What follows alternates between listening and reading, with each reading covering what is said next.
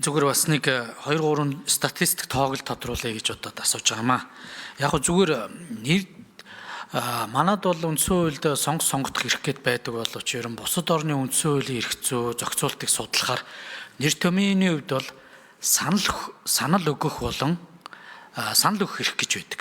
Олон сонгогчийн саналууд нэгдэж нэг нэр дэвшигч гэдэг юм уу тодорхой нам эвсэл дээр нэгдэж тэр нь сонгох эрх болж төлөөлдөг ийм одоо зарчимтай юм байна.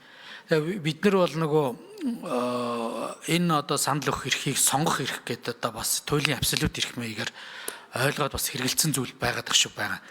Тэгэхээр энэ сонгох эрх маань өөр нь бол юм хамтын эрх. Дангаараа одоо ерөөсөө сонгох болцоогүй байдаг. Тэр сонгуульд оролцож байгаа нийт сонгогчдын олонхомж гэдэг юм уу тодорхой хүчинтэй тооцох эрсцэнд хүрээд тэр олон одоо нэг хүний төлөө нөө нам эвслийн төлөө өгж байгаа тухайн хувийн санал өгөх эрх нь нэгдэж сонгох эрх болдог. Ийм л одоо зүй тогтолтой юм байл л да. Тэгээ мэдээж тодорхой санал өгөх эрхийн хүрээнд нөгөө талаас онлайн түвшиндөө нэр дэвшигчдээс татгалзах эрх гэж бас онлайн хувьд бол байдаг. За гэхдээ нэг нэр дэвшигчийг онцолж татгалздаг бүх нэр дэвшигчдээс татгалзах эрх буюу цагаан утас илгээх байдлаар энэ эрхийг ерөнхийдөө эдэлж байгаа. Манайх ч гэсэн энэ агуулгын хувьд энэ ороод ирсэн. Зөвхөн яг энийг хатуу үг үсгийн хувьд хуульчилсан орн бол энтгэг байдаг. Нэр дэвшигчдийг бүр татгалзах хэрэгтэй гэдээ одоо ингээд бичиж тэмдэглэдэг.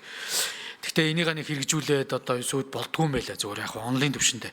Тэгэхээр би зүгээр энэ зохицуултын цаад агуулга нь уг нь аль нэг намыг одоо ингэж туйшуулж өгөх биш бас одоо олон намын төлөөллөө сонгох өнөөдөр энэ 19 оны үндсэн хуулийн өөрчлөлтөө нийцүүлээд олон намын тогтолцоог л одоо бий болгох агуулгатай зохицуулт байсан болов уу зүгээр бодож байгаа. Манай итгэсэн төлөөлөгч бас яг энэ үндслүүдэд гарч ярихдаа статистик тоог авч үзсэн үү? Жишээ нь одоо 24 оны сонгуулийн үр дүнгээр хичнээн одоо ийм дутуу санал өгсөн байдлаар одоо саналын зөвчөнгөө тооцогдсон гэдэг энэ агуулгыг одоо бас авч үзсэн үү? Ерөн зүгээр энэ сонгогчдын зөнгөлөх хандлага нь ямар байгаа? Энийг бас нэг тийм талаас нь судалж бас эргээд энэ одоо сонгогчийн тэр мэдрэмж хандлага нь ямар байгаа? Энүү таарсан бас одоо зохицуултуудыг бид нар бодхоос өөр аргагүй л гэсэн үг л дээ. За нөгөө дээгэр уг нь бол одоо энэ улс төрийн үйл ажиллагаа сонгогдох эрхээ эдлэх гэдэг бол бас эрхээсээ гадна нь бас цааталтаа энэ арчсан үндсэн хууль буюу энэ одоо бидний зорж байгаа нийгмийг л одоо бэхжүүлэхэд бас оролцох ёстой үүрэг гэж бас одоо хараад байгаа. Тэгэхээр яг зүгээр бусад оронд одоо Нидерландын жишээгээс авч болно те сонголт оролцохгүй бол торгодог ийм зүйл байгаа. Эрхээ эдлэхийн хажуугаар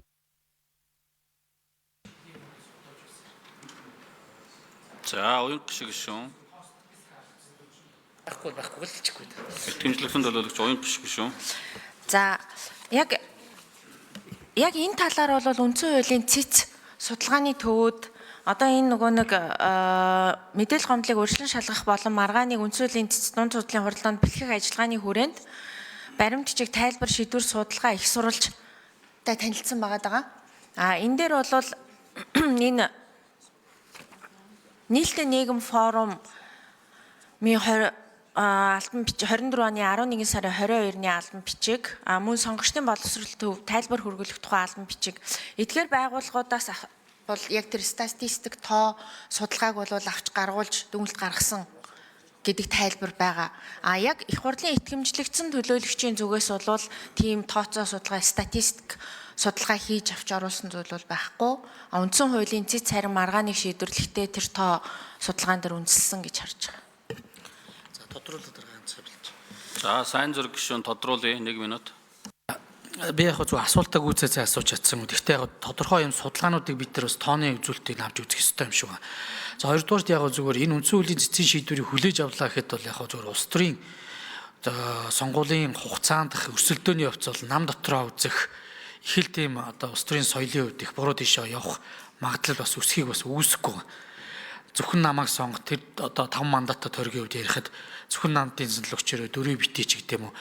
Энэ өөрөө эргээд нөгөө сонгуулийг одоо зохион байгуулах зардал мөнгө. За яг мэдээ цаана углуурхтаа хүний одоо хинт саналаа өгөх эрхийн асуудал бас байгаа. Сонголт бол өргөн байгаа боловч ийм одоо явцуу байдлаар PR сонгуулийн үзэсгэлүүд явах энэ нөгөө сонгуулийн үнцийн гэдэг юм уу. Энэ үндсэн хуулийн үзэл санаа бас бүгдгэрээд явчих юм сөрөг талуудыг бас одоо авчрахыг бас үүсэхгүй байгаа. Тэгэхээр энийг бас бодолцож л бид шийдвэрээ гаргах ёстой болов уу гэж зүгээр хов гишүүнийхээ хувьд бас үзэж байна. За тодорхой үг хэлжлээ. За номинчим гишүүн